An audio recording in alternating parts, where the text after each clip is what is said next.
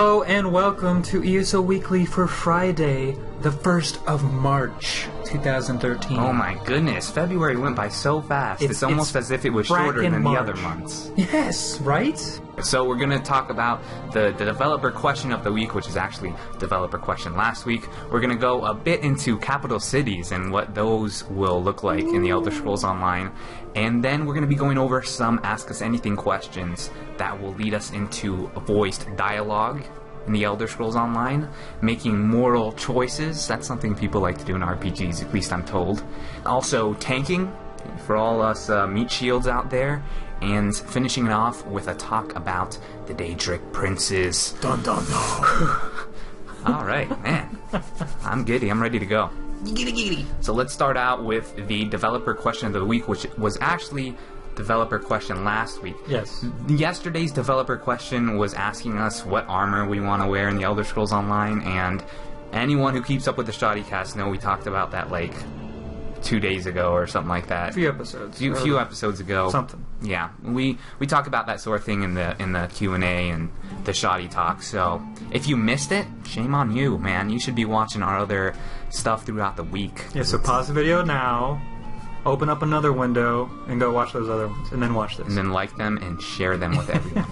So let's go ahead and play the question of last week.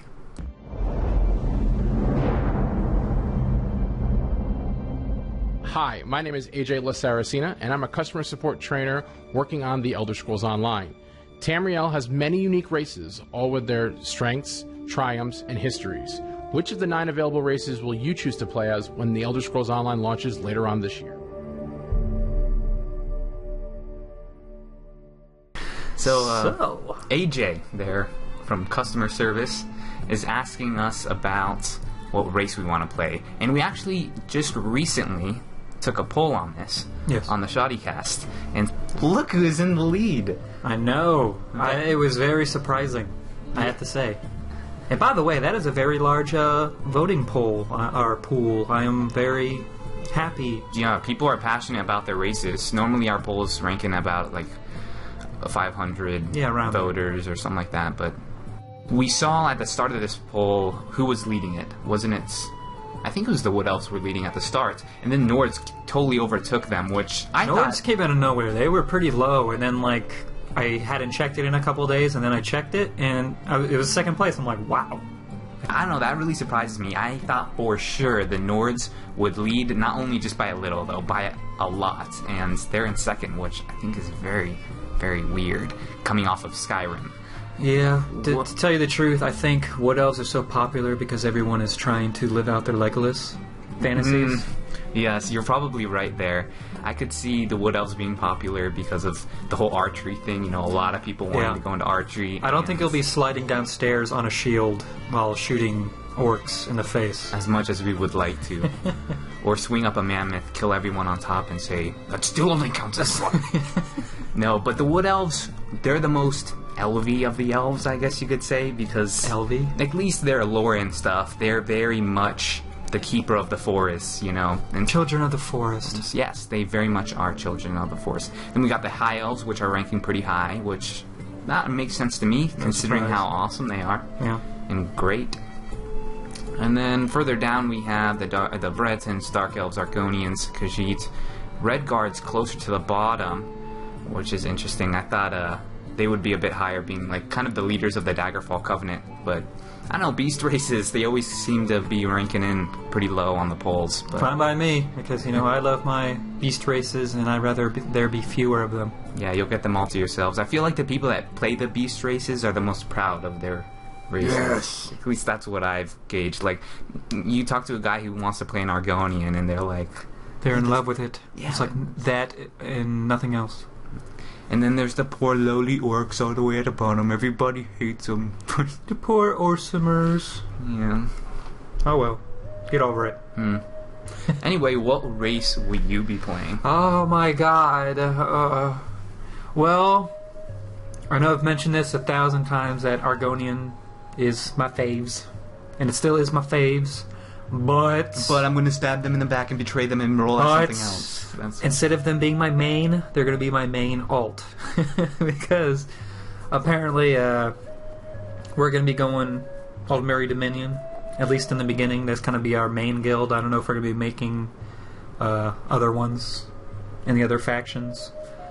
I guess it all depends on the whole cross-alliance guild members, if they allow that or not, but that's probably a different episode or something. But anyways, I am going to be playing Khajiit as my main. Khajiit as your main. You're going to be a fur licker. That's what you want to play. What? As. You went from hiss licker to fur licker. So I bury my crap. There's nothing wrong with that. That's why they like the deserts, those Khajiit. Yes, it's one big sandbox, big or a litter box. Litter box, that's what it is, yeah. But, wow. I know, it's a big change, but it has to be done, and, I mean, they were my second favorite anyways, so I'll still have my Argonian, I just won't be able to play him as much. And then you were interested in them from a lore perspective, too. The Khajiit? You were telling me, yeah. Yes, because of their whole physical form is based on what moon cycle they were born in, which is very interesting. So there's, like, tons of different Khajiit. There's, like, 16 known, but researchers, I guess, believe that there's more than that. But I mean, there's the biped ones that you see of different sizes, strengths, all that stuff. Then there's the actual quadrupeds, the ones on all fours. Some of them look like saber cats. There's actually a mod out there for Skyrim, for those on PC, that can actually go to elsewhere and see them, see the different kinds. So that's cool. Yeah, they're very much attuned with the moons, I hear. Yep.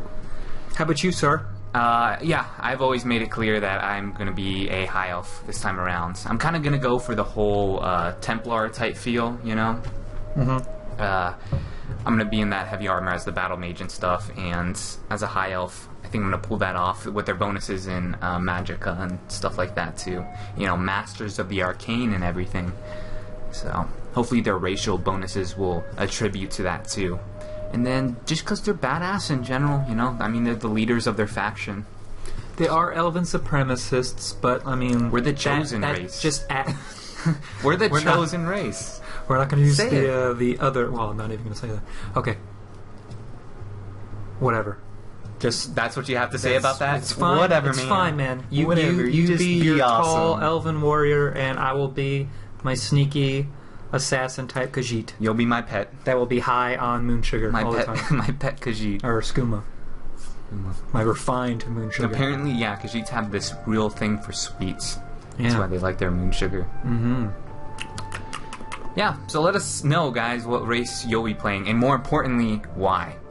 Yes. You'll be so in the comments and our forums, there's plenty of things there to, boost up your race that you want to play and all that stuff. So go over there, man.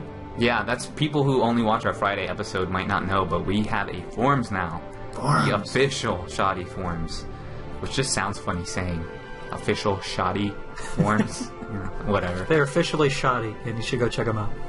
Anyway, moving on. With falling under the whole race thing, the capital cities I kind of wanted to talk about, because I haven't heard it mentioned that much.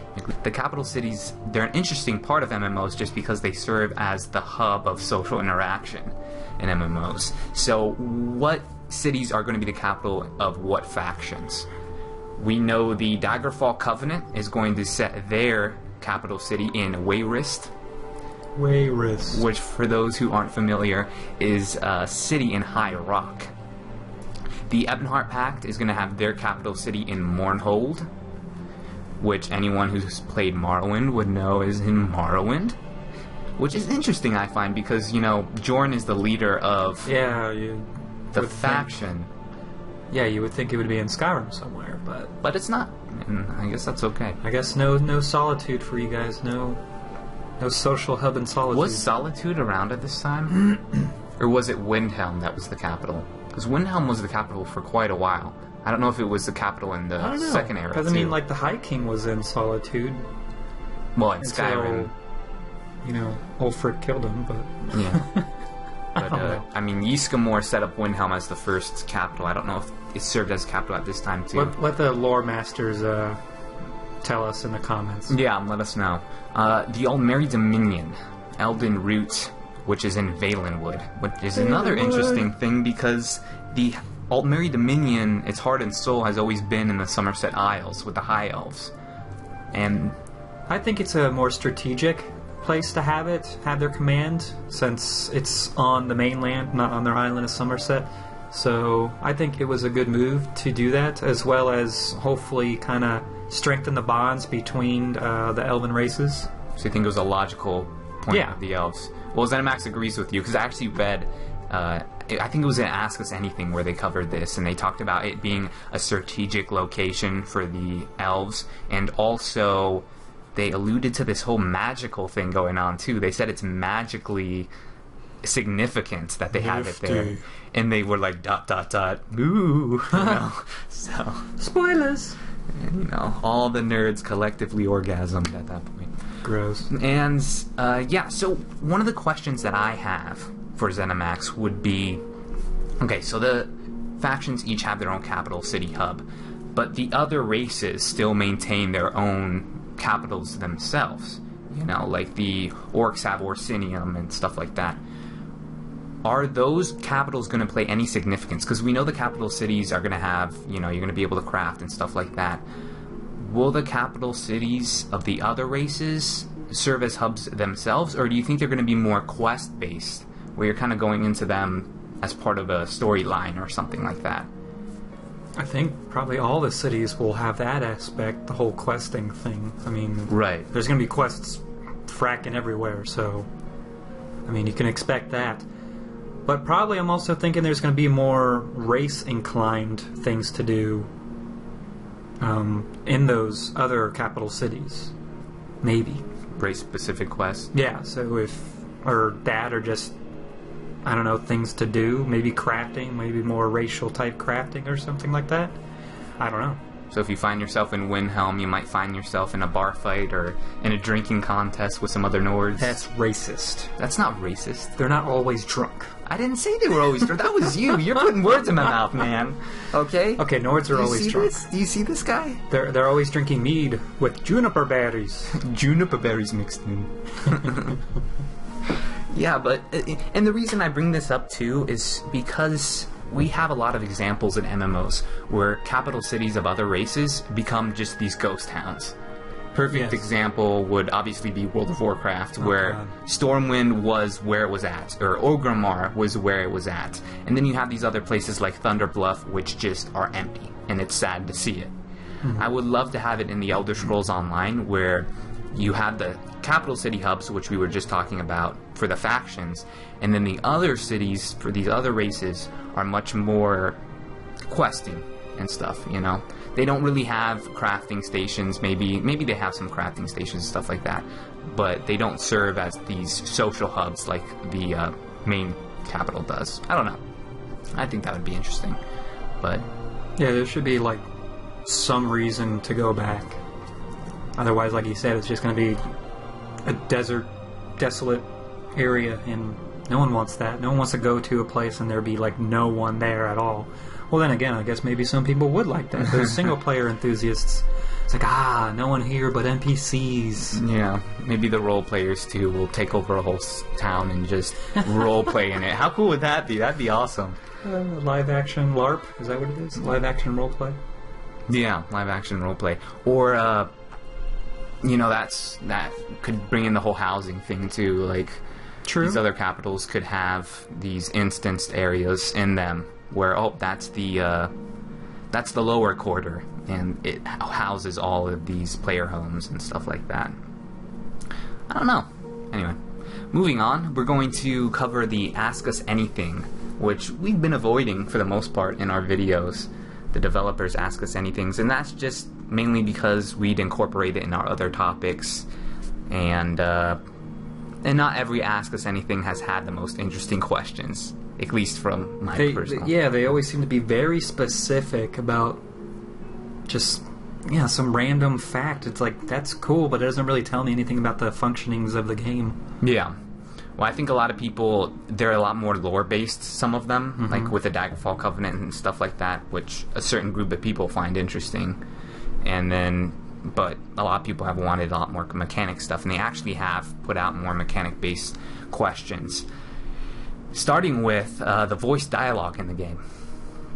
If you watched our previous videos, I think it was the 21 Reasons where we first brought up the fact that it was the Elder Scrolls Off the Record people that got to play the pre-alpha, and in their podcast they said every NPC we came across were voice acted, at least from what we could see. Or they knew were going to be, because I know some they were saying was like a computer voice was doing the reading. So really? Yeah, they didn't actually have the voice actor yet, but they knew it was going to be voice acted. So it was like Microsoft Sam. Yeah.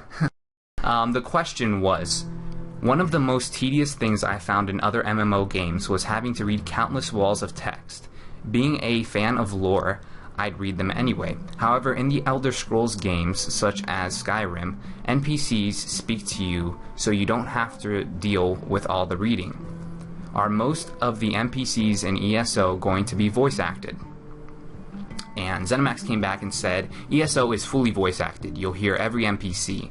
There are a lot of great lore books in the game, too, for those who choose to read them.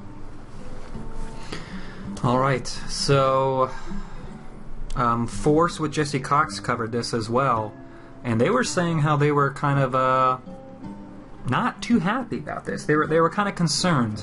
They were kind of thinking... Yeah, I'd say concerned would be more the word. Yeah, they were kind of thinking that when they say fully voice acted and everything, it would be like SWTOR, where it would be like cutscenes galore all the time. But I'm definitely not thinking that's the route that they're taking when they say fully voice acted. It's going to be more like the whole Skyrim thing, where you can just walk up to an NPC and they start talking to you. You have a nice dialogue, you can talk with them, have a conversation.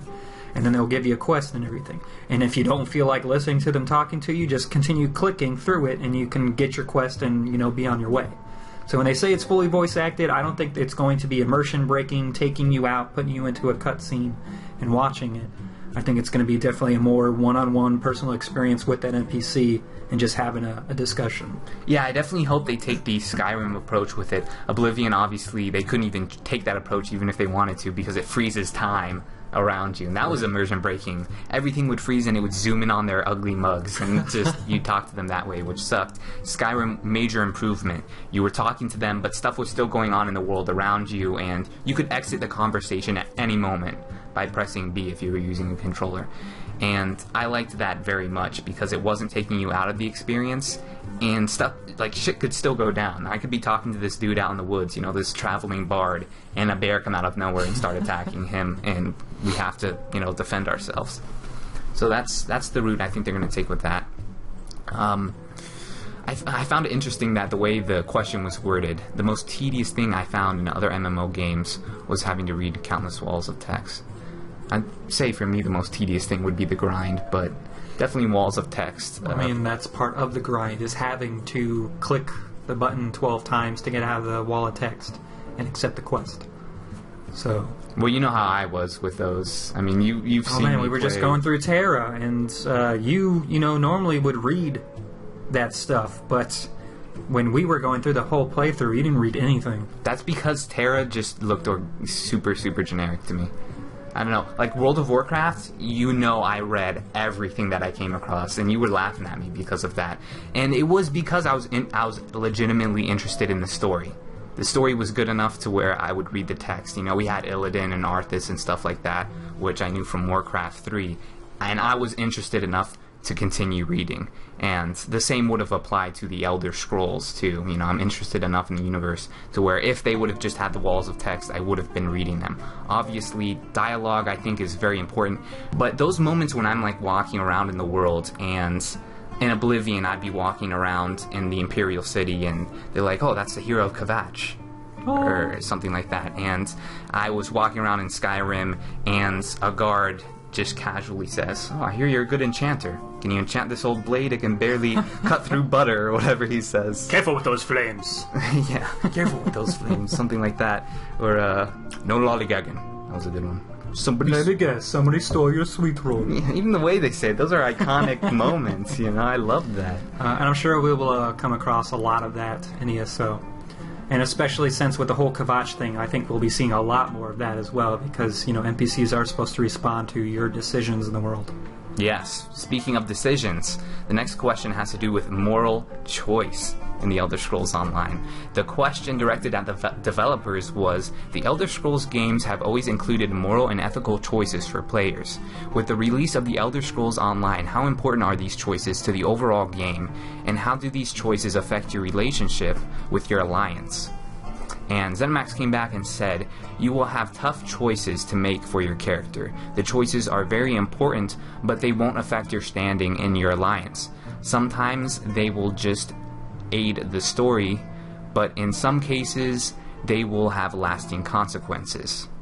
Dun, dun, dun. Lasting consequences. Well, I kind of don't like that it won't affect the standing of your alliance. Really? Yeah. I fall on the other side of the spectrum, so why do you not like that? I don't know. If you start doing, like, terrible things, then your alliance should look down on you for doing those things. That's just part of it. If there's no, like, consequence within your alliance, what's, like, the point? Okay, I can definitely see what you're saying. What I was afraid of when he mentioned that in the question, like, will it affect your standing with your alliance? I was afraid that we would be able to switch alliances during our story. Which at first might sound like a good idea. Oh, free choice, you know. And everyone's going to do. The Elder Scrolls is all about choice, and we've talked about this previously. The problem with an MMO is that everyone would be doing it too. So even if you wanted to RP the storyline where you're some mercenary fighting for the other faction, we would have this problem of all of a sudden we have an army of Nords fighting for the Aldmeri Dominion. You know, we've been over that. So you'd want it more like your faction would start getting pissed at you. Like something. They get mad. Okay. But I mean, oh well. And we've heard talks of them adding a morality and what's the other one? Criminality meter type thing. So maybe something close to the whole Renegade Paragon thing for Mass Effect. I don't like that. I don't like that at all. At least, like, I wouldn't mind a meter if it was just for the sake of the meter. But the problem with games that introduce that mechanic is that they start limiting other parts of the game for it. For instance, Mass Effect had the Paragon and Renegade, and if you wouldn't go pure Paragon or if you wouldn't go pure Renegade, then you'd be locked out of certain dialogue options, which for an RPG I think is a crime. You should never limit dialogue options like that. And then SWTOR, you know, had the light side and dark side points. And if you went one direction with that, like if you went all dark side, you would lose access to the light side armors and stuff like that. Which, I didn't like that, personally. That's personal taste, though, and preference. But we don't know what it's going to affect, so... If it was, like, something to do with achievements or titles and stuff like that, like, okay. But I don't want it to start affecting mechanics in the game. That I find incredibly annoying. I think it'll just be a way to judge how your character is progressing in its story. So, like, almost like a statistic of the decisions you've been making or something. I don't think it'll, like, limit choices of anything, but it'll reflect how other NPCs react to you from your past choices that you've made. Oh, yeah. So I think it'll just be a way of graphically expressing the past choices you've made with your character. Like what, if you were to inspect another character, you could see, like, what the meters filled at? Yeah, the reason I'm excited for moral choice is just because, you know, as a test player, I'm used to making choices in my game, and like you said, having characters react to that. So if you... Like, I liked when the guards in Skyrim would walk up and say something like, oh, you're the slayer of the Glenmorrow witches, or something like that. You know, if I did a good deed, they recognize that fact, and it just adds to that immersion. And, yeah, moral choice, I'm glad, is going to be in the Elder Scrolls Online. So we're going to move on into a question about tanking in MMOs. And for those who aren't familiar with the term, Kyle, what is tanking? Meat shield. Meat shield. You stand there and you absorb damage, and you keep people in your party from getting attacked. Yes. Exactly what he said. You know, you're the guy in the group that is supposed to draw all the attention of the enemies around you and take the damage, while the other parties are either doing damage or, you know, supporting with healing and stuff like that. Anyway, the question asked is, I've been waiting for years and years to play a tank-oriented character with light armor. Will only characters with heavy armor be able to tank, or will our role be more dependent on the abilities used/chosen? ZeniMax came back and said, generally as a tank-oriented character, being in heavy armor will be the most reasonable course of action because it lends itself well to absorbing damage and taking the big hits. However, if you choose to increase your health to the max and carefully choose your abilities, you could build a light armor character that would last a good long time on the front lines. Thoughts? I think that's a cop-out answer, and they're saying it's solely based on how well you play the character. In other words, you're going to get owned, so don't be dumb and wear light armor if you're a tank. I mean, that's just one of the aspects of being a tank is that you wear heavy armor. So don't go trying to change it up and say, oh, I'm just going to wear light armor and put a bunch of health mods on there and I'm going to be just as good. Why do you have to be light armor? Well, this is the thing, is that I think people's dreams are to go in and tank as a mage and stuff like that. And I think it would be very, very cool if the Elder Scrolls Online did have a mechanic to where, and I've mentioned this previously, where mages could tank as sort of like maybe a blood tank or something like that. Use their magic to make wards and stuff, so they're tanking more with their magic pool than with their health pool. So their magicka runs out, and that might be because I've been playing a lot of Path of Exile too. They have this whole energy shield thing, where you can actually effectively take damage as a mage because your energy shield sits over your health bar. And it's powered by how much intelligence you have. Can you think of another MMO that has had caster tanks? Star Wars The Old Republic tried it with the Sith Inquisitor. The Sith Inquisitor and the Jedi Counselor each could tank. Each had tanking trees. Okay, but I also remember them not being very good. Yes, I remember them not doing it right, exactly. Apparently it wasn't very viable when it should have been. The whole thing was that, you know, the Sith Inquisitor could use the dark side of the Force and have this bubble around him. I don't know, well then they all better be very adept in the alteration magic. Yeah, because School I mean, magic. that's very true. The Elder Scrolls has seen a school of magic where you can buff your armor and stuff through alteration. Was it called Oak Shield and Stone Shield things, and yeah. all those? So, But we don't know if those will be skills. I would assume those are going to be some type of skills that maybe the Templar will have or something like that. And like you said, it was a very cop-out answer. So they said it was possible, but it's going to be better as a heavy armor wearer. It's possible, but you're probably going to be an idiot if you try. That's okay. So next question is on Daedric princes, and it is, I'm a big fan of Daedric princes and princesses. There's only princes. Yeah, only princes. They have no sex. Yeah, no sex. They'd have no sex? They have... Daedric They have no princes sexual don't do- orientation? No, Oh, wait, that's no. even worse. Gender. They have no They gender. have no... There we go. Will there be quests available for all of the Daedric gods, or just some of them? And if so, will there be new ones? ZeniMax came back and said, as in other Elder Scrolls games, the Daedric princes have a high profile in ESO. They seem to love to meddle in the affairs of mortals. As for whether we will reveal any previously unseen princes, well, the planes of oblivion are infinite. That's the guess. Yay! Wow, that would be awesome to see new Daedric princes. That'd be really cool. I don't know, how much do you like the Daedric quest lines and stuff? And I mean, I've done several of them, and they've all been pretty interesting. I think probably some of the most interesting quests, for sure. Yeah. Plus, you get a cool little gift at the end of them. yeah, nifty. you get awesome artifacts and stuff. Yeah, the quests themselves have always been interesting because, as I've said before, you know, you feel like you're doing a quest for the Deviler. They're just so evil, and I love it. Even on my good characters, too, that's what they say in Elder Scrolls games. You'll start your character as a good character, and then if you stick around long enough, you see your hero become the villain. Yeah, I mean, who doesn't like sacrificing Lydia to Boethiah? Oh, yes. Bye, Lydia! Yeah, you are sworn to carry my burdens, and now you're dead. Now you're dead. That's what you get for not carrying my Wabbajack.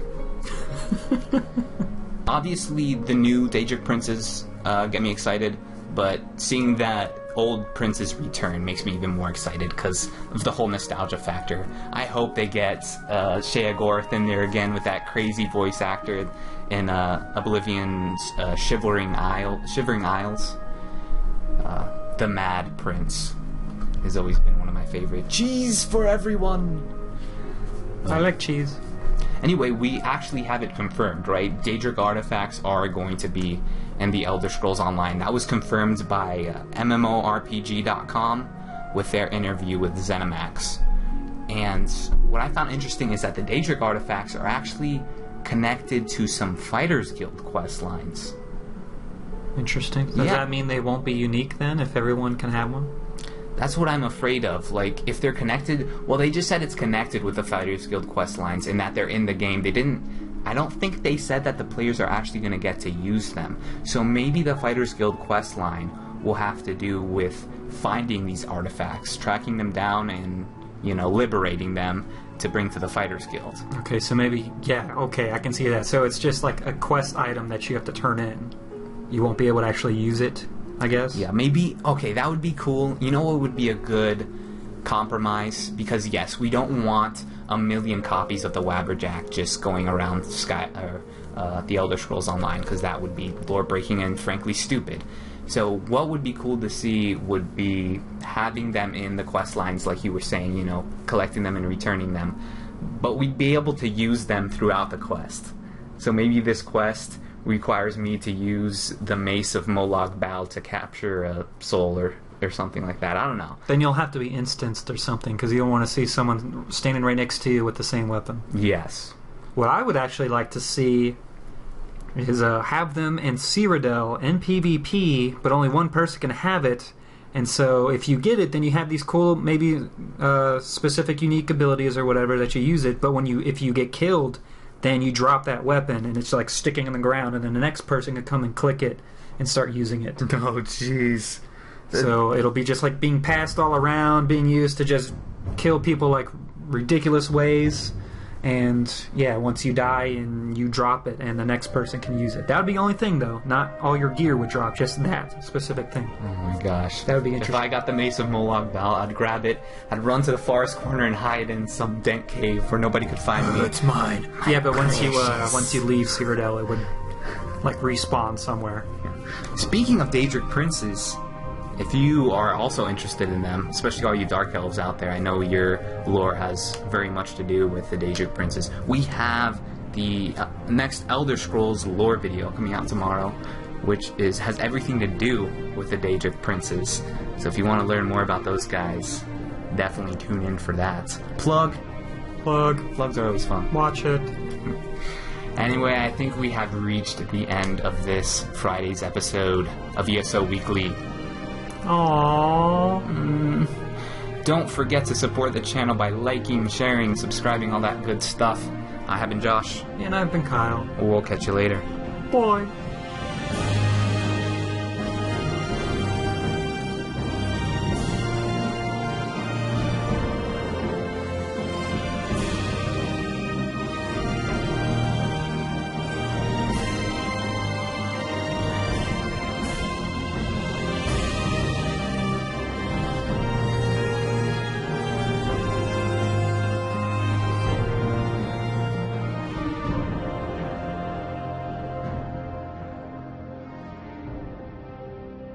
Oh, me. Hey, sweet lady of Wayrest, oh, hey, sweet lady of mine. I'll see you again, yes, I'll see you again. Sweet lady of Wayrest, so born. That's Oblivion. Face is Oblivion.